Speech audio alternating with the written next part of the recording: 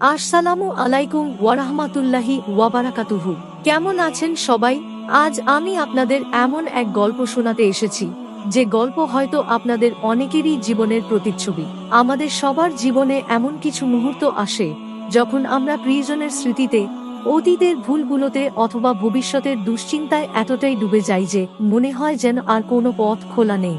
প্রতিটি রাত নির্ঘুম কাটে, প্রতিটি দিন কাটে এক গভীর অস্থিরতায়। মনে হয় যেন আমাদের হৃদয়টা হাজার টুকরো হয়ে গেছে, আর সেই টুকরোগুলোর জোড়া লাগানোর কোনো উপায় নেই। আজকের গল্পটা এমন একজন মানুষের, যে এই অসহনীয় কষ্ট থেকে মুক্তির পথ খুঁজে পেয়েছিল। চলুন শুরু করা যাক সেই গল্প। রাফি তার ঘরের কোণে একা বসেছিল, মনটা ভারাক্রান্ত। চাকরি চলে যাওয়ায় তার জীবনে নেমে এসেছে তীব্র হতাশা। টাকার অভাব, মানসিক চাপ, সবকিছু যেন তাকে এক গভীর অন্ধকারে ঠেলে দিচ্ছিল। সে জানালার কাছে গিয়ে নিচে তাকাতেই হঠাৎ তার চোখ পড়ল ঘরের মেঝেতে। সেখানে এক সারি পিঁপড়ে হেঁটে চলেছে। প্রথমে বিরক্ত হলেও তাদের দেখে সে থমকে গেল।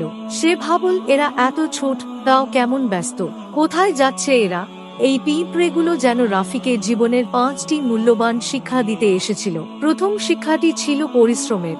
পিঁপড়েরা অনেক কষ্ট করে খাবার জমায়। তাদের এই নিরন্তর প্রচেষ্টা দেখে রাফি মনে মনে ভাবল, তুই যদি আজ হাল ছেড়ে দিস, তাহলে কাল তোর হয়ে কে লড়বে? তার মনে পড়ল প্রতিটি ধর্মেই পরিশ্রমের গুরুত্বের কথা বলা হয়েছে, আর এটাই জীবনের মূল মন্ত্র। দ্বিতীয় শিক্ষাটি ছিল একটা আর সহানুভূতির। পিঁপড়েরা একা নয়, বরং একে অপরের সাথে মিলেমিশে কাজ করে।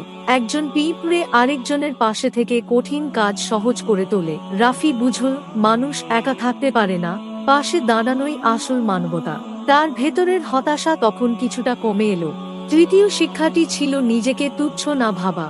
পিঁপড়ে দেখতে ছোট হলেও তাদের লক্ষ্য স্থির। রাফি ভাবল, তোর একটা ভালো কথা কারো জীবন বদলে দিতে পারে, তাই নিজেকে তুচ্ছ ভাবিস না। এই ছোট্ট প্রাণীটি তাকে মনে করিয়ে দিল যে তার ভেতরের শক্তিটা কতটা মূল্যবান। চতুর্থ শিক্ষা ছিল ব্যর্থতার পর আবার উঠে দাঁড়ানোর। পিঁপড়েরা বারবার পড়ে গিয়েও আবার উঠে দাঁড়ায়। রাফি উপলব্ধি করল, আমি একবার ব্যর্থ হয়েছি বলে জীবন শেষ হয়ে যায়নি।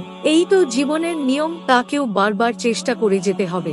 আর শেষ পঞ্চম শিক্ষাটি ছিল রিজিকের উপর ভরসা রাখার। একটি পিঁপড়েও তার খাবারের সংস্থান ঠিকঠাক করে। রাফির মনে এক নতুন আশার আলো জ্বলে উঠল। সে বুঝতে পারল, ভরসা রাখ, তোরটাও আসবে যেটা তোর জন্য ঠিক। শুধু হাল ছেড়ো না। রাফি তখন ঘরের কোণ থেকে উঠে দাঁড়াল। তার মুখে ফুটে উঠল এক প্রশান্তির হাসি। সে অনুভব করল, জীবনের কঠিন সময়েও প্রকৃতি আমাদের অনেক কিছু শেখায়, শুধু প্রয়োজন দেখার চোখ আর বোঝার মন। এই উপলব্ধি তার জীবনের মোড় ঘুরিয়ে দিল, আর সে আবার নতুন করে বাঁচার স্বপ্ন দেখতে শুরু করল।